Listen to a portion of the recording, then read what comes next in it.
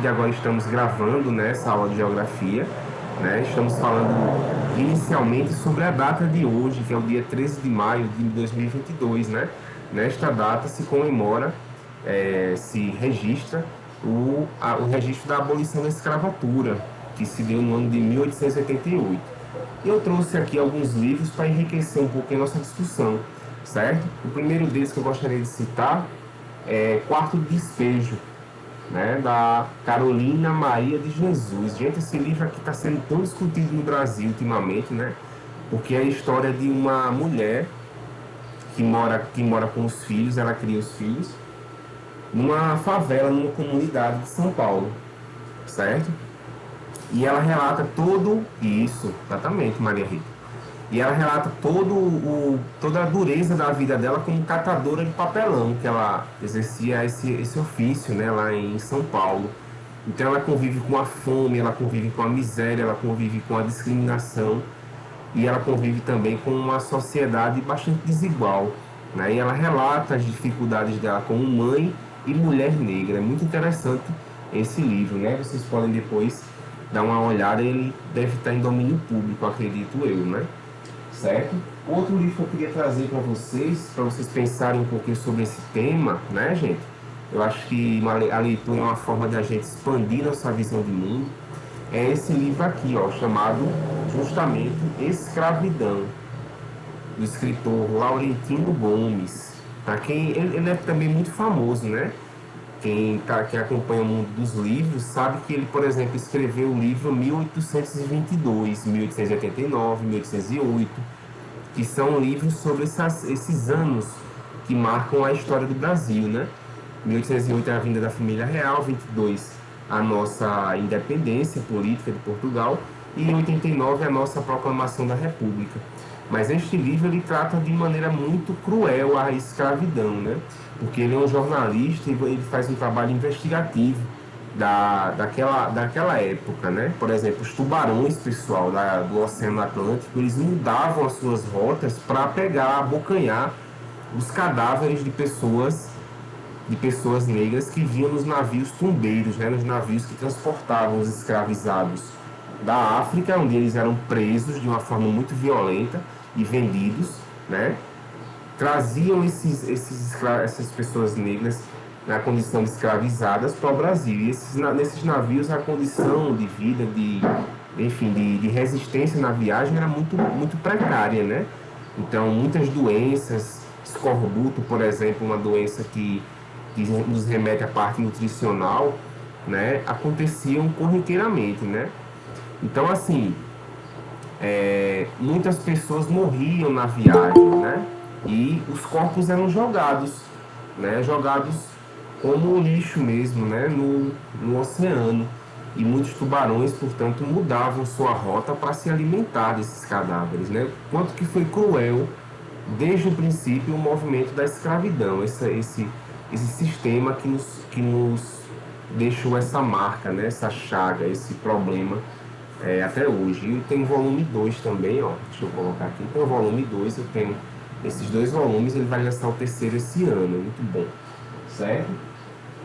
Bom, vou dar mais algumas dicas e a gente finaliza esse debate. Isso aqui que eu estou lendo atualmente, né? Uma história do samba, certo? Samba, pessoal, é nada mais nada menos do que uma herança também da cultura africana para o nosso caldeirão cultural de Brasil, né? Então, assim, a gente fala de samba, a gente fala de um ritmo que é incorporado pela sociedade brasileira, trazido dos africanos, né? Então, assim, o carnaval, principalmente, que é uma marca registrada de cidades como Rio de Janeiro, é uma festa popular, né? Mas que tem origens nas religiões de matriz africana e nas danças trazidas pelos africanos, né? Olha só que interessante. Então, eu tô começando esse livro e eu estou aprendendo muito sobre o nosso ritmo musical maior, né? Se você fala do Brasil lá no exterior, as pessoas associam logo ao samba, né? Antes de qualquer outro ritmo musical, né? Isso, tem o Darcy Ribeiro, né? Que é o povo brasileiro, é um clássico da sociologia brasileira, certo? Eu tenho esse também. Enfim, eu tenho também esse combo, né, do Machado de Assis, certo? Que é o nosso maior escritor, né, da nossa literatura, certo? Que é um escritor negro, né? Foi um escritor negro, certo? Que traz também esse retrato da escravidão. Ele, por exemplo, quando você lê Memórias Póstumas de Brás Cubas, você vê toda a estratificação social do Brasil, né, naquela época da escravidão. Então, ler Machado de Assis também é compreender um pouco do Brasil e também viajar nas histórias, porque Machado de Assis escreve maravilhosamente bem, né, pessoal? Nosso grande nome da literatura. E por último, mas não menos importante, né, dizer um pouquinho da contribuição no esporte, né, sobre temas raciais. Esse livro aqui, ó, eu sou vascaíno, mas não é por isso que eu estou recomendando apenas, né? Vasco, o Clube do Povo, né? Uma polêmica com o flamenguismo, né? Tô colocando aqui por causa do efeito, né, pessoal? Depois eu vou mandar para vocês, inclusive eu esqueci de mandar essas recomendações na semana passada, me perdoem, né? Mas hoje eu tiro as fotografias de todos os livros que eu recomendei e mando para vocês. Vou fazer isso hoje de manhã mesmo para não esquecer. Me perdoem que eu estou muito esquecido, estou muito com a cabeça muito cheia, certo? Mas pronto, o Vasco tem um bocado, Maria Rita, tem uma biblioteca já bem boazinha aqui, isso. Pois é, o Vasco, pessoal, você pode ser vascaíno, pode não ser vascaíno, mas assim, o papel do Vasco no combate ao racismo foi muito grande, né? O Vasco, ele, por exemplo, ele não admitia jogar futebol naquela época, nos anos 20, né? Quando o Rio de Janeiro tinha acabado de sair, vamos dizer, o Brasil tinha acabado de sair da escravidão formal, certo? Mas a população negra vivia ainda excluída, né? Como a gente sabe. E, e o Vasco, ele bateu de frente com times da Zona Sul do Rio de Janeiro.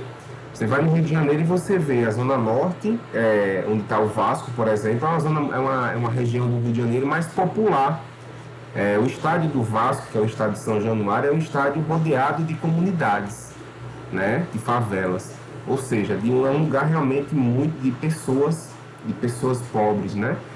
E a Zona Sul, que é onde fica, por exemplo, o Flamengo, o Fluminense, eu fui e conheci, porque assim, quando eu fui no Rio de Janeiro, isso há 3 anos atrás, né? Eu sou vascaíno e a minha companheira é Flamengo, né? Ela foi comigo lá no Vasco, tirou minhas fotos, mas não quis aparecer, certo?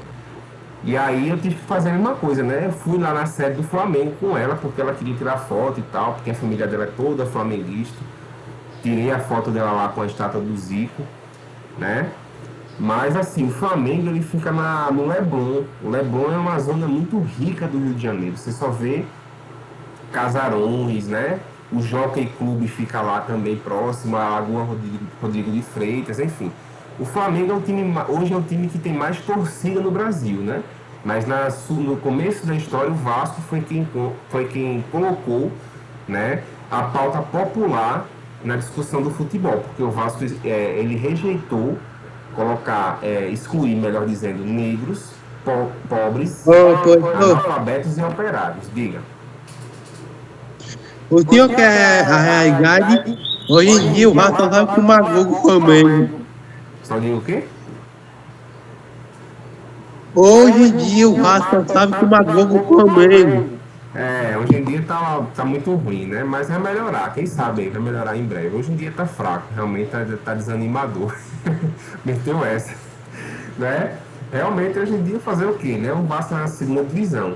Mas para a questão da escravidão, melhor dizendo, do racismo, o Vasco foi um clube importantíssimo, né? Todos nós, independente do clube que a gente torça, a gente tem que reconhecer essa história que o Vasco construiu, né? Tem lá um documento, inclusive, dos anos 20, perdão, chamado Resposta Histórica, né? O Vasco rejeitou tirar negros, analfabetos e operários do seu time, né? Enfim, isso é muito importante. Depois vocês pesquisem a respeito, porque assim, futebol não é só um jogo, né, em si, é tudo que o envolve. Futebol é um reflexo da sociedade. Eu gosto muito de futebol, mas também gosto desse lado histórico, social, político do esporte, né? Isso é muito importante.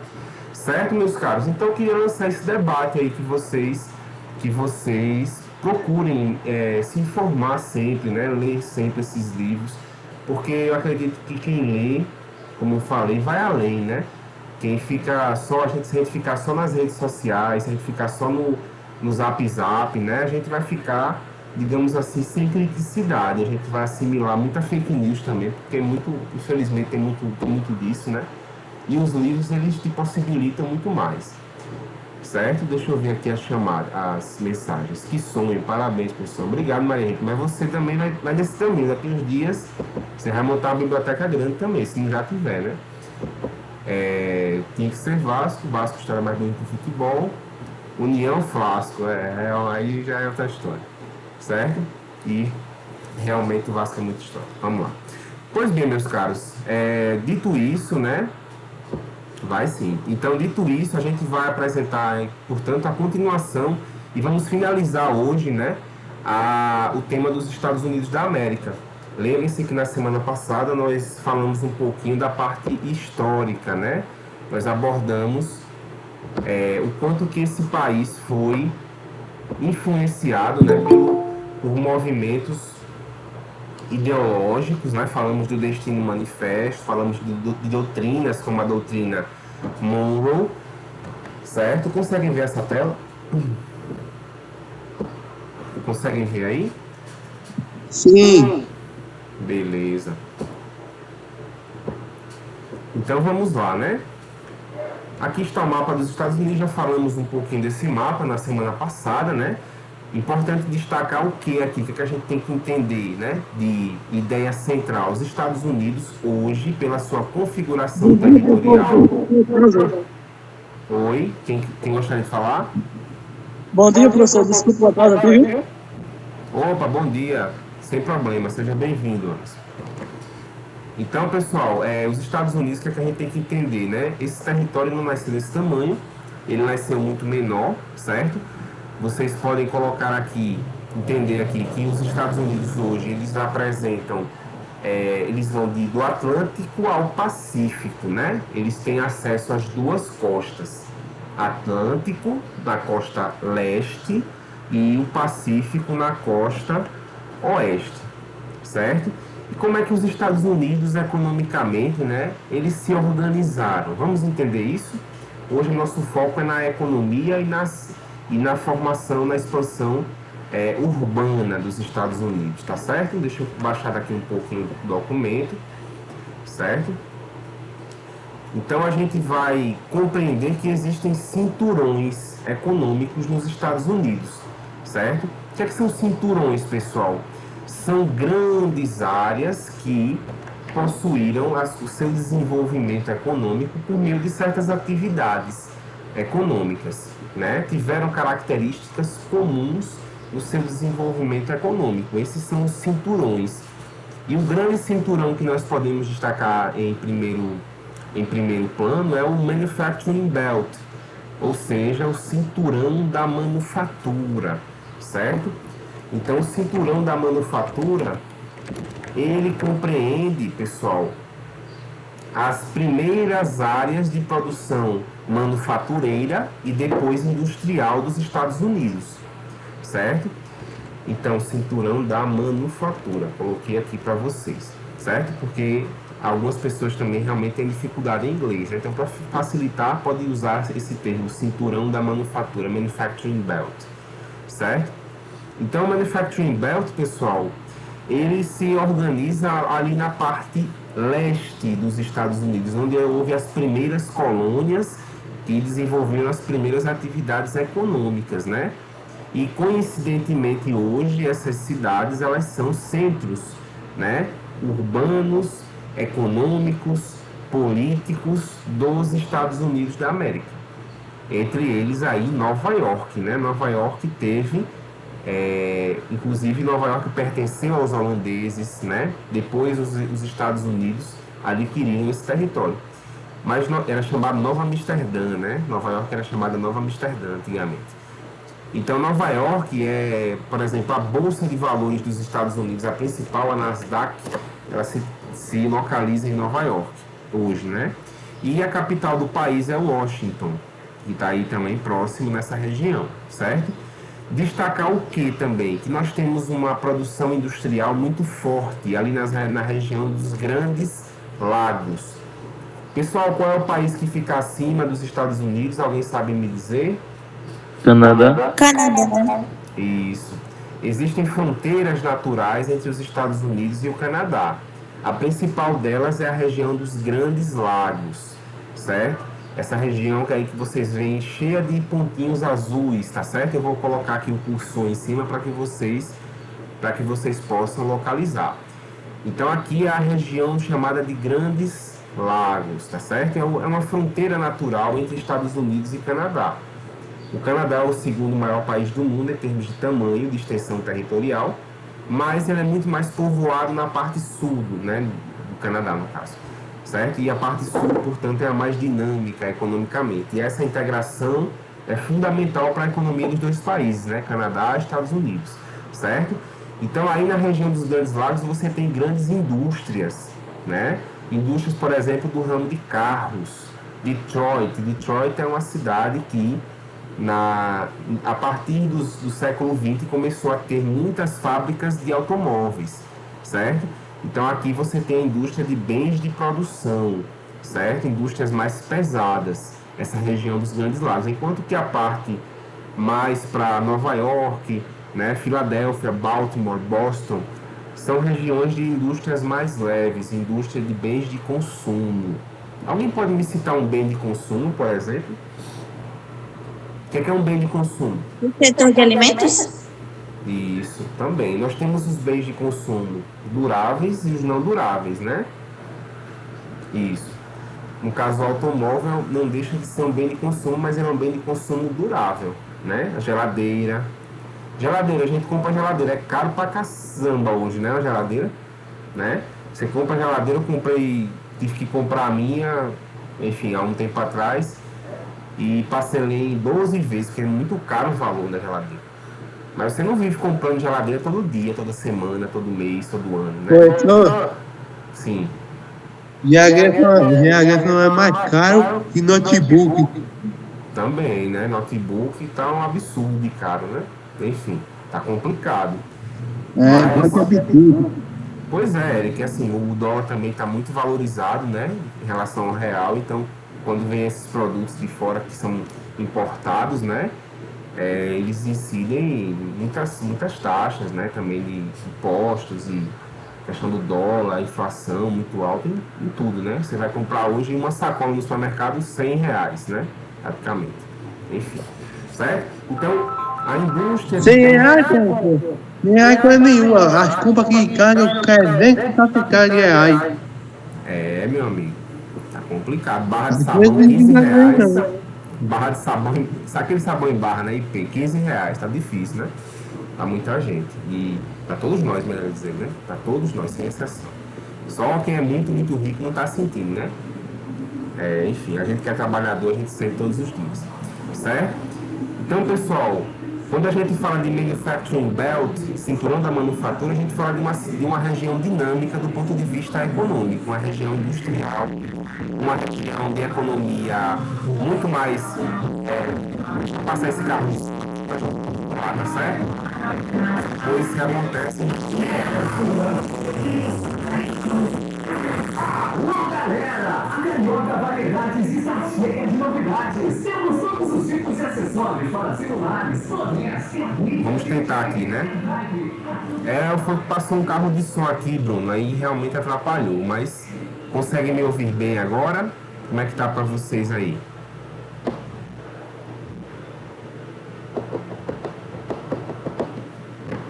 Beleza. Então, meus caros, olha, vocês observem nesse mapa, lendo esse mapa, né? O que é ler um mapa? É a gente observar o que é que o mapa está nos dizendo, certo? Então, a gente entende aí pelos símbolos que são áreas de produção, por exemplo, de ferro, áreas de carvão. Vamos lembrar que o carvão foi a principal fonte de energia nas primeiras fases da Revolução Industrial, né? E os Estados Unidos, eles começam cedo a sua revolução industrial em comparação ao nosso país, né? Então, os Estados Unidos, eles começam pelo menos um século antes, certo? Então, quer dizer, o Brasil ele começou bem atrasado em relação aos países que hoje são tidos como desenvolvidos, certo? Entre eles os Estados Unidos, logicamente, tá bom? Então, aqui com o desenvolvimento também Então, Oi. eu preciso sair agora, vou subir a natação agora. Beleza, Eric. Vai Sim. lá, boa aula, tá certo? Depois a gente se fala. Qualquer coisa você fala comigo, Tá, tá bom? Um obrigado. abraço. Tchau, tchau. Então, Tchau. pessoal, outro. Então, pessoal, áreas de produção de carvão, de ferro, são áreas realmente que atraem indústrias, né? Porque a matéria-prima está muito mais fácil de ser conseguida. A matéria-prima e a fonte de energia também, tá bom? Então aqui, pessoal, você tem o Manufacturing Belt. Deu para a gente compreender o que é o Manufacturing Belt?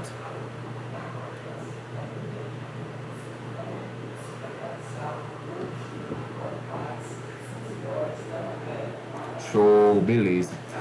E aí, meus caros, você tem uma área de produção mais recente, né? De produção industrial mais recente, que é o Sun Belt. Pensem comigo, Sun em inglês é sol, né? Sun Belt. Vou colocar aqui no chat o nome, né? Sun Belt. Cinturão do Sol, né? Vamos colocar aqui, Cinturão do Sol. Certo? Então, para começo de conversa, vamos entender que, por exemplo, a Disney se localiza em Orlando, né? Que é no estado da Flórida, né? E a Flórida, pessoal, para quem não está habituado a ver, né? Eu vou mostrar aqui para vocês, pelo mapa dos Estados Unidos, que nós começamos a mostrar, né? Que nós começamos a trabalhar. Ela está aqui, ó, próximo já ao Golfo do México, né? É uma área de produção agrícola também, a Flórida, mas de produção agrícola sucroalcooleira, ou seja, frutas cítricas são muito produzidas aí na Flórida, né? Laranja, tangerina, enfim. Então você tem um regime climático mais quente, tá certo? E isso atraiu, por exemplo, muitas pessoas idosas, atrai até hoje, muitas pessoas idosas de partes mais frias dos Estados Unidos. Quando chega a fase mais avançada da vida, essas pessoas querem viver num lugar que tenha mais calor, né? Que seja um pouquinho menos frio, né? E aí elas tendem a se mudar para a Flórida, que é onde tem um parque temático muito bonito e muito conhecido, né? Que vocês com certeza já ouviram falar, que é o Walt Disney World, né? O mundo de Walt Disney, né? Walt Disney World, que é o sonho de consumo de muita gente, né? Muito brasileiro que tem mais condições vai para lá, né? Para passear com a família, enfim. Aí pega aquelas orelhinhas do Mickey, coloca, né? O Walt Disney foi um grande homem, né? Você tem que entender quem foi o Walt Disney, né? O Walt Disney ele foi um cara que praticamente foi mendigo na vida e conseguiu subir, né? Com seu talento, com a sua arte, né? E o Mickey Mouse é uma referência a um rato. Ouvi dizer que está com... não sei dizer, mas Marcelo, realmente isso aí é uma coisa que eu não sei te dizer. Mas pode ser, nada é impossível nesse caso, né? Esse tratando de Walt Disney, né? Então, assim, nesse caso, o Walt Disney, ele conseguiu projetar na sua arte a miséria que ele passou durante muito tempo da sua vida, né? E você pode observar que os filmes da Disney, eles sempre trazem uma lição, uma reflexão. Por exemplo, o Rei Leão, né? O Rei Leão que vocês... Alguém aqui não assistiu o Rei Leão? Diga aí pra mim. Todos já assistiram, eu acho, né? Diga aí, confirme aí pra mim. Não assistiu, Murilo, ainda?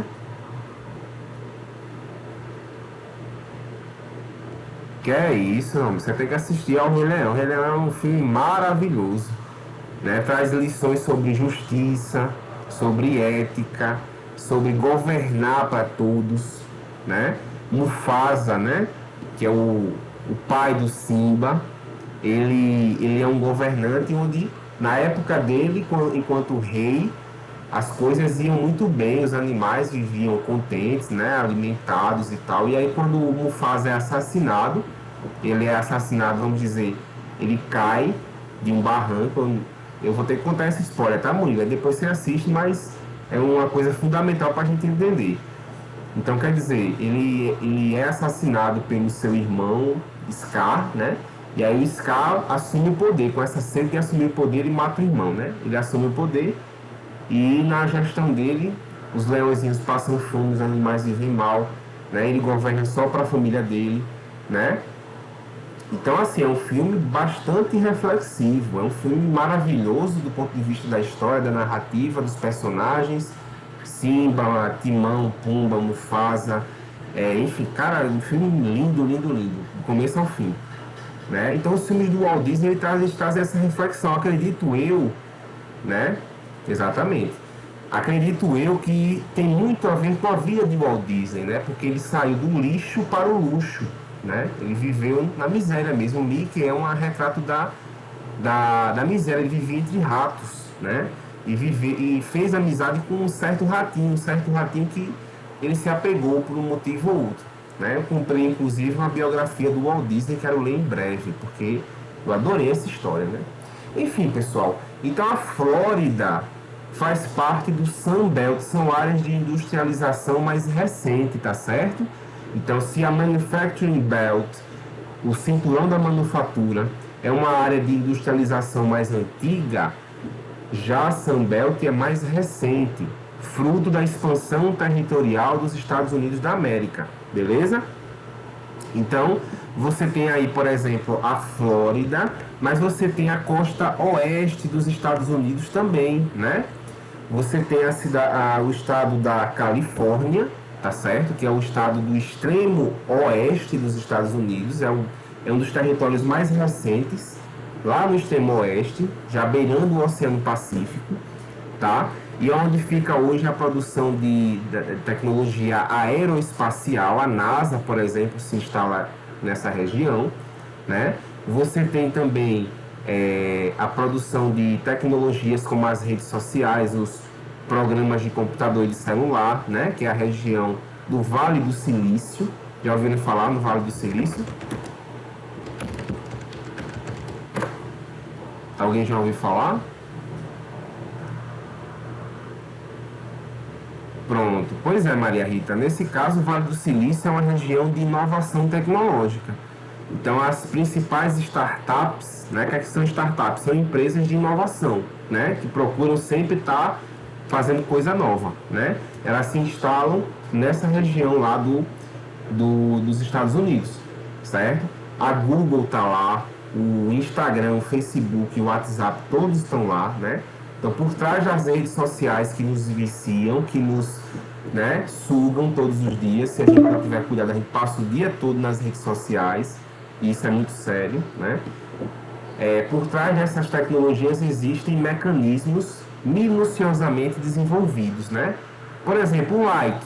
O like é uma tecnologia do caramba, né? Por quê? Porque vai fazer o camarada ficar o tempo todo olhando quem não curtiu a foto dele. Ou porque curtiu, ou se comentou, né? Mas o like, o coraçãozinho, no caso do Instagram e do Twitter, né? Eles são mecanismos de dispersão daquela publicação. A partir do momento que uma publicação é muito curtida, ela passa a ser automaticamente divulgada pelos algoritmos da rede social. Existe um documentário chamado no Netflix, tá certo? Depois vocês procuram. Todos somos, né? Infelizmente, se nós não tivermos cuidado, como eu falei, a gente vai se viciar mesmo, né? Porque as redes sociais são feitas para isso. Então é importante sempre a gente ter consciência. Eu particularmente, estou tentando melhorar minha relação com o meu celular. Porque na pandemia a gente ficava muito no celular, né, gente? A gente ficava no isolamento e não tinha como se comunicar com ninguém de fora, praticamente, né? Por conta da pandemia. E aí a gente começou a misturar muitas coisas de trabalho, no meu caso, trabalho, estudo, né? Vida pessoal, vida familiar, tudo estava no celular. Então, assim, isso me trouxe algum grau de ansiedade durante a pandemia, até hoje, né? Mas eu estou tentando trabalhar isso. Mas temos que ter essa consciência de que as redes sociais são feitas para nos viciar e temos que dosar, né? Estabelecer limites de tempo, né? Serve para mim, serve para todos nós. Perdão, o dilema, desculpa pessoal, o nome do documentário no Netflix é O Dilema das Redes, só, né? O Dilema das Redes, certo? Depois vocês procuram um documentário em formato de filme, né? Vamos dizer. Tem personagens, tem histórias, né? Mas que tem também comentários, certo? Dilema das redes, muito bom. Meus caros, então, para finalizarmos a aula de hoje, vimos o quê? Que nós temos duas grandes áreas, basicamente, em termos de produção industrial nos Estados Unidos, certo?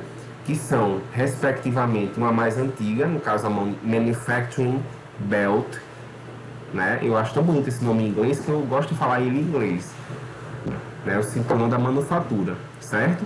E o Sun Belt, que é o cinturão do sol, ou seja, o cinturão mais recente em termos de economia. Então você tem como exemplos o sul e o oeste dos Estados Unidos. Citei aqui a Flórida, né? E podemos citar também o oeste, certo? Então aqui você tem, por exemplo, desenvolvimento de cidades nos desertos, né? Os Estados Unidos eles foram tão inovadores a esse ponto, por exemplo, Las Vegas. Las Vegas é uma cidade que tem muito cassino, né? O pessoal gosta muito de jogar nos cassinos de Las Vegas. E aí, eles fizeram toda uma cidade no meio do deserto, que foi, no caso, repito, Las Vegas. Né? Então, quer dizer, tem essas coisas, né, interessantes nos Estados Unidos. Eu vou recomendar para vocês um Globo Repórter que passou um tempo atrás nos Estados Unidos. Eu achei fantástico. Eu vou mandar para vocês, se tiver no YouTube, eu mando para vocês no grupo, juntamente com as indicações de livros, tá bom? Meus caros, algum comentário que vocês queiram fazer, algo que não ficou bem esclarecido, algum acréscimo, alguma discordância, concordância, enfim. Eu deixo aí o microfone aberto para vocês se expressarem.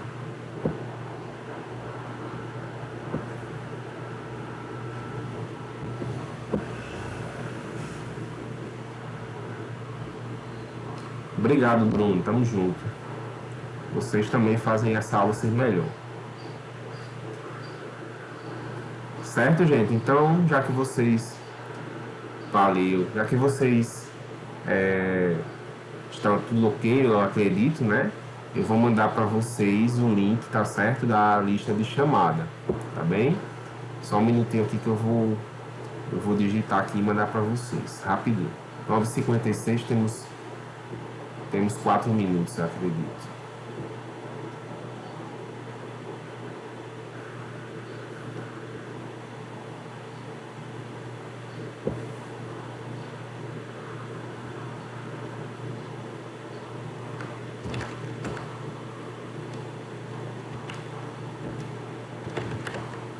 Hoje é dia 13 de maio.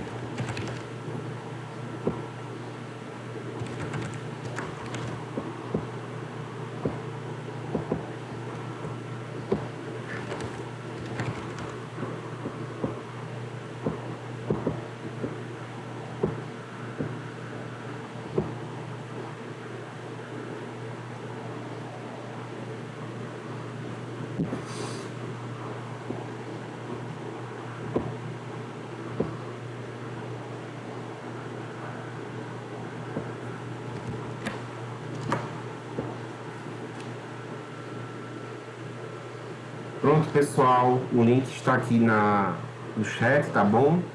Cliquem lá ao final em enviar, tá certo? Para que vocês tenham sua presença contada aí na aula de hoje, tá bem, gente? Então, um abraço a todos, fiquem com Deus, um bom final de semana a todos vocês, tá bom? A gente se fala. Um abraço.